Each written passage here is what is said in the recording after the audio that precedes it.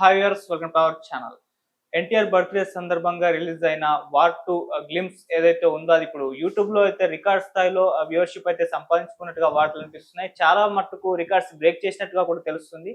మరి ఇప్పటివరకు యూట్యూబ్‌లో ఈ గ్లింప్స్ తాలూకా రికార్డ్స్ ఏ స్థాయిలో ఉన్నాయి? మరి గ్లింప్స్ గురించి రివ్యూ చేయడానికి ప్రెజెంట్ మనతో పాటు సీనియర్ ఫిల్మ్ జర్నలిస్ట్ అప్పాజీ గారు ఉన్నారు. వారితో ఒకసారి డిస్కస్ చేసి గ్లింప్స్ గురించి అయితే మాట్లాడే ప్రయత్నం అయితే చేద్దాం. సో నమస్కారం సార్. నమస్తే ఆదిత్య. సార్, 'వార్ 2' గ్లింప్స్ కి మంచి స్పందన అయితే రావడం చూస్తున్నాం. ఎన్టీఆర్ గారి అభిమానులు అయితే ఇప్పుడు ఖుషి అయిపోయి పోస్ట్ కూడా పెట్టేసుకుంటున్నారు. మరి ఇప్పుడు అవునవును. దీని వ్యూవర్‌షిప్ యూట్యూబ్ లో మరి ఏ స్థాయిలో ఉంది? ఎన్ని రికార్డ్ బ్రేక్ చేసే విధంగా ఉంది సార్? అంటే ఇప్పుడు ఎన్టీఆర్ బర్త్‌డే సందర్భంగా రిలీజ్ చేసిన టీజర్ కాబట్టి డెఫినెట్‌గా మంచి ఎక్స్‌పెక్టేషన్స్ ఉన్నాయి. అందరూ వెయిట్ చేస్తున్నారు. ఓకే. దట్టు ఇప్పుడు ప్రశాంత్ నీల్ కాంబినేషన్‌లో వస్తున్న సినిమాకి సంబంధించి అప్డేట్ ఏమి ఉండదని ముందే వాళ్ళు చెప్పారు. అంటే ఫ్యాన్స్ మళ్ళీ డిసప్పాయింట్ అవుతారు అని ఆ ఉద్దేశంతోటి ముందే ఈ సినిమాకి సంబంధించి అప్డేట్ ఇప్పుడు ఇదేమి ఉండట్లేదు. 'వార్ 2' సంబంధించిన అప్డేటే వస్తదని చెప్పి వాళ్ళు క్లారిఫై చేయడం వల్ల దీనికోసం ఈగర్లీ వెయిట్ చేస్తున్నారు. అందువల్ల రాగానే అందరూ ఇప్పుడు తెలుగులో దాదాపు 2 మిలియన్స్ మనం ఇప్పుడు మాట్లాడుకున్న టైంకి 2 మిలియన్ వ్యూస్ వచ్చినాయి. హిందీలో దాదాపుగా 7 మిలియన్స్ దాటినట్టుంది. అంటే అటు హృతిక్ రోషన్ బాలీవుడ్లో one of the biggest stars. ఇంకా తెలుగులో ఎన్టీఆర్కి ఉన్న క్రేజ్ మనందరికీ తెలిసిందే. వీళ్ళిద్దరు కాంబినేషన్లో వస్తున్న సినిమా కావడం వల్ల డెఫినెట్గా ఎక్స్పెక్టేషన్స్ మించి ఏదైతే అందరూ ఎక్స్పెక్ట్ చేశారో ఆ ఎక్స్పెక్టేషన్స్ మించి ఈ వ్యూస్ వస్తున్నాయి. అంటే పర్టికులర్గా ఎన్టీఆర్ ఫ్యాన్స్ అనే కాదు, అందరు ఫ్యాన్స్ కూడా చూస్తారు కదా.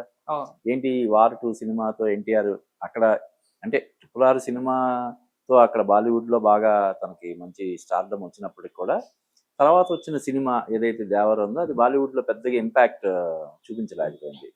కాబట్టి ఆ లోటుని భర్తీ చేసే విధంగా ఉంటుందా అన్నట్టుగా ఇప్పుడు ఎందుకంటే నెక్స్ట్ ప్రశాంత్ నీల్ సినిమా డెఫినెట్గా అది pan India cinema.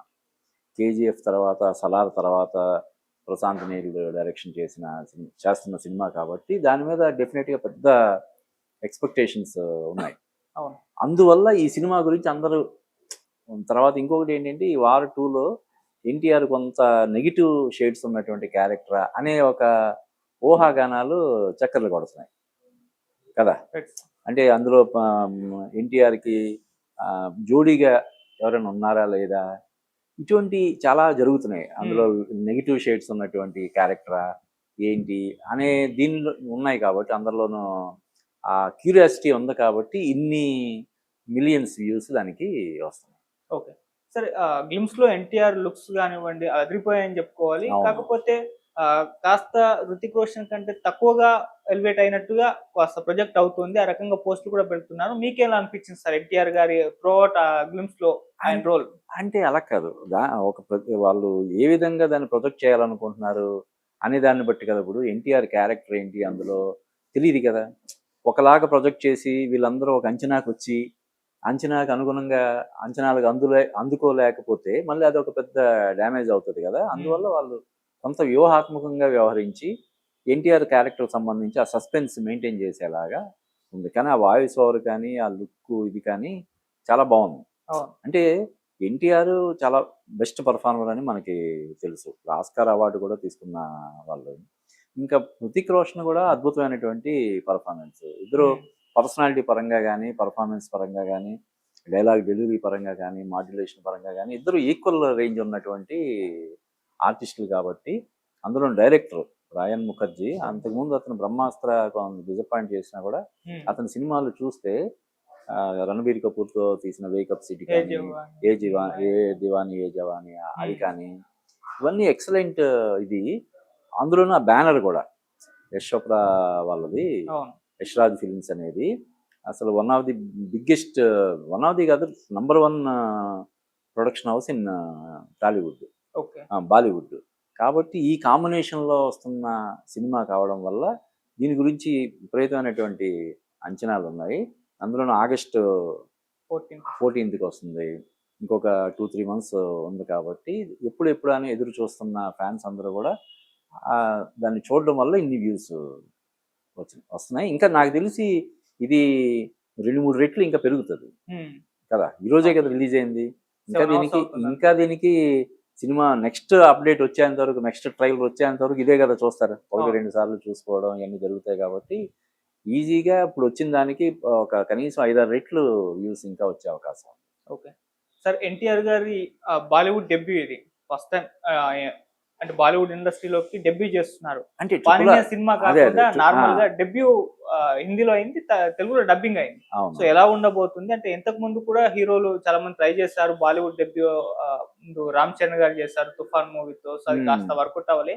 Almost Adipurush కూడా ఆ స్థాయిలోనే అంటే బాలీవుడ్ డెబ్యూ లాగానే జరిగింది ప్రభాస్ గారి అది కూడా. మరి ఇప్పుడు ఎలా ఉండబోతుంది ఎన్టీఆర్ గారి డెబ్యూ? డెఫినెట్ ఇప్పుడు వాళ్ళ సినిమా తెలుగులో కూడా బాగా ఆడింది. అవును. హృతిక్ రోషన్ కి తెలుగులో కూడా ఒక ఫ్యాన్ ఫాలోయింగ్ ఇచ్చిన, అంటే అంతకుముందు అతను యాక్ట్ చేసిన సినిమాలు చాలా మంది మన హిందీ సినిమాలు చూసే వాళ్ళందరూ కూడా చూశారు. అతను ఇక్కడ తెలుగులో కూడా ఈక్వల్లీ పాపులర్. ఓకే. కానీ వారు సినిమా ఇంకా మంచి విజయం సాధించింది. దానితోటి ఎన్టీఆర్ ఇదవుతున్నాడు కాబట్టి డెఫినెట్గా, అంటే ఇందాక నేను చెప్పాను కదా, బ్యానర్ పరంగా చూసుకున్నా, డైరెక్టర్ పరంగా చూసుకున్నా, హృతిక్ రోషన్కి ఉన్న అక్కడ ఫాలోయింగ్ పరంగా చూసుకున్నా, ఎన్టీఆర్ రేంజ్ ఇంకా పెంచే సినిమా అవుతుందని మనం ఖచ్చితంగా చెప్పొచ్చు. ఓకే. అంటే బాలీవుడ్ మార్కెట్ ని టార్గెట్ చేస్తూనే ఈ సినిమాలో యాక్ట్ చేయడానికి ఒప్పుకున్నారు అనుకోవచ్చా సార్? అంటే వాళ్ళు ఎన్టీఆర్ ని తీసుకోవడంలో ఉద్దేశం ఏంటంటే తెలుగు మార్కెట్ ని టార్గెట్ చేయడం. వాళ్ళకు ఇక్కడ బాలీవుడ్ మార్కెట్ కి హృతిక్ రోషన్ ఉన్నాడు కదా. అవును. తెలుగు మార్కెట్ చిన్నదేం కాదు కదా, చాలా పెద్ద మార్కెట్. హిందీ తర్వాత అతిపెద్ద మార్కెట్ ఇప్పుడు తెలుగు. మన తెలుగు సినిమాలు ఓవర్సీస్ లో కూడా విపరీతంగా కలెక్ట్ చేస్తున్నాయి.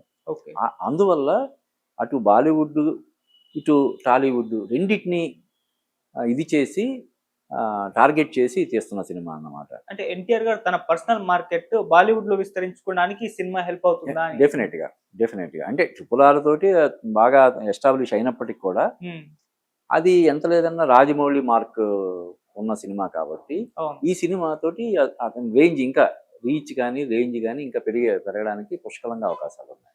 ఓకే. అండ్ సార్ ఇంకోటి, మల్టీ స్టార్ అంటే కొన్ని ఇబ్బందులు అయితే ఉంటాయి సార్. ఎందుకంటే ఫ్యాన్స్ హీరో తక్కువగా ఉంటే యాక్సెప్ట్ చేయని పరిస్థితి మన దగ్గర ఉంది. అంటే మా హీరోని తక్కువ చేసి చూపిస్తారా, ఇంకో హీరోని అలా ఎక్కువ చేసి చూపిస్తారు, అది ఉంటుంది ఫైటింగ్. సినిమా రిలీజ్ అయిన తర్వాత మనం చూడాలి. కానీ ఇప్పటి వరకు అయితే మరి దీనిపైన కూడా చర్చ జరుగుతుంది. మరి ఎన్టీఆర్ గారు అంటే హృతిక్ రోషన్ కంటే కూడా ఎన్టీఆర్ గారు ఎక్కువ ఉంటుందా తక్కువగా ఉంటుందా అన్న మాట్లాడుకోవడం చూస్తున్నాం. మరి అది ఎలా హ్యాండిల్ చేస్తారు? డెఫినెట్ గా అది ఫ్యాన్స్ కి సంబంధించి ఆ వార్ అనేది ఉంటది.